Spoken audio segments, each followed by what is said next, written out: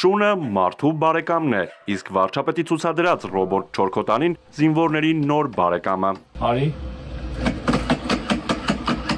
Նստի։ Բայց թե ինչ հնարավորություններ ունի ասֆալտի վրա հրահանգներ կատարող ռոբոտ կենդանին մարտի դաշտում եւ ինչ խնդիր կարող է լուծել, հայտնի չէ։ Խոսել, որ ռազմական իրավիճակներում, բարդ իրավիճակներում, այսպես պատկերավոր ասած, հրետանային ռմբակոծության տակ ինչպես կարդարացնեն այդ շները, դա բավականին վաղ է, որովհետև դեռ մարտական մկրտություն, այսպես ասած, չեն անցել այդ շները, իսկ ասֆալտի վրա խաղաղ պայմաններում նույնիսկ տարբեր փորձակոնստրուկտորական փոքր եւ միջին ընկերություններ նման օրինակ մոդելներ, ցամաքային դրոններ շատ են նախագծել, այստեղ կարևորը այն է, որ պետք է համոզված լինենք, որքան նրանք կարող են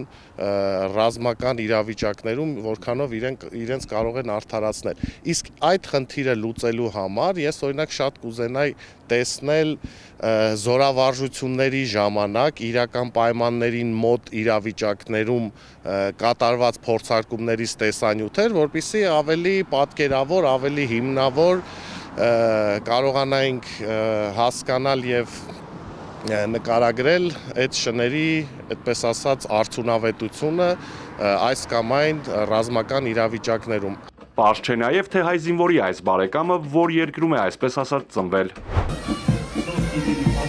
Տարեսկզբին Հնդկաստանը ռազմական շքերթի ժամանակ ցուցադրել է ռոբոտ շների։ Նյու Դելհիի ամենագնաց ռոբոտները կարող են կրել զենք, գիշերային տեսողության սարքեր եւ ջերմային տեսախցիկներ, նաեւ անօդաչուներ։ Ռուս-ուկրաինական պատերազմում Ուկրաինան վաղուց կիրառում է ռոբոտ շներ ու մարդու երկաթե բարեկամի միջոցով տարբեր խնդիրներ լուծում։ Հիմնականում այդ շները օգտագործվել են ականազերծման եւ որոշակի հետախուզական աշխատանքներում։ Այստեղ կուզեի առանձնացնել Forbes-ի հրապարակած հոդվածը ամիսներ առաջ կոնկրետ այդ շների մասին, որտեղ ասվում էր, որ բավականին խնդիրներ են ստեղծել Ուկրաինայի համար այդ շները, հատկապես վատ եղանակային պայմաններում, այսպես ասած, չեն արդարացրել ցեխի, անձրևի եւ ընդհանուր առմամբ բարդ ռելիեֆային տարածքներում ռոբոտ շները կարող են բարձրանալ նաև աստիճաններով ու զառիթափ լանջերով։ Բացի այդ, մեխանիկական շներն ունակ են արագ մանևրելու, կարող են պառկել, ցատկել եւ հաղթահարել բազմաթիվ խոչընդոտներ։ Արթուր Հակոբյան, Հարություն Հովսեփյան, Էպիկենտրոն։